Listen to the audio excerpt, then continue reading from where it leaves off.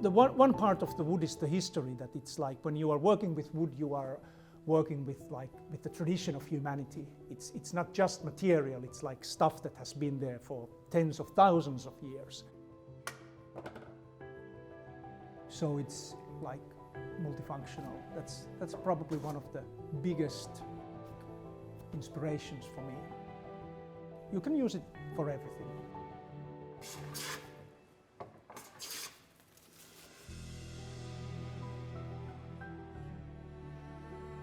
I went to forestry school in like 2003 after high school. I wanted to do something different. I had been a CAD drawer at an engineering agency before that, and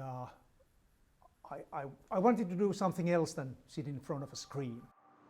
And the forestry school, there was a lot of log building involved, and that seemed interesting at the time. That's what drew me to Tammela. And while I was studying, I had the idea that I want to start making new log buildings. Then I met my wife, and my father-in-law had restored an old schoolhouse. And there came the idea that it would be much more interesting to restore older buildings than to make new ones. And it's been a really nice journey. I started alone and now I employ 12 persons. So it's been really nice to meet people, meet clients, work with interesting projects. And the people who work for the business are of course so great that it's really nice to work with them.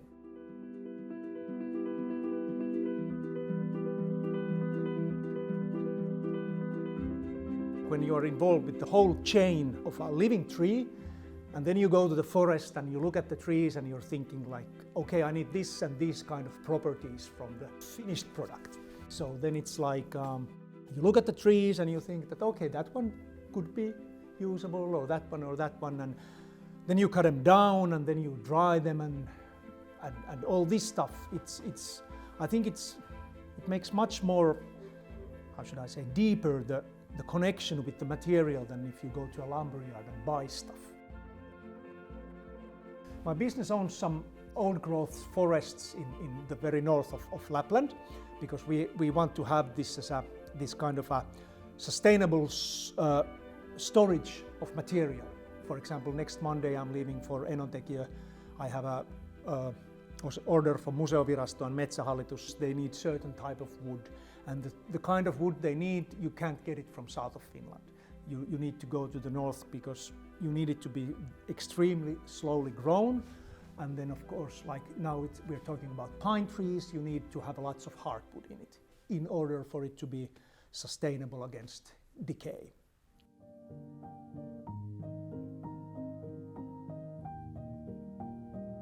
If people would pay me just to work with hand tools, that would be the best. Because with hand tools, how should I say, you have an idea in your brain, and then your body affects the reality. It's like when you're planing, for example, a surface, and then you gauge it for straightness or for curvature or whatever, and you want it to be straight. Then you just like, you make these tiny adjustments in your brain that you don't even tilt your hand where the tool is, you just think it differently, and the body makes it. The physical labor, the connection between the mind and the body is the great thing with wood. So it's like this kind of connection of mind and body, it's fascinating for a modern person, in my opinion. Each individual plane iron is fitted into the individual body. You can't mix irons from two planes of the same size because the bedding process is such that everything is matched. So it's 3 pieces of wood. There's the toe, the wedge and the body, and then there's 1 piece of steel. And then that you combine into a functional, like high efficiency tool. It's an extremely rewarding process to make them, and it's an extremely rewarding process to use them.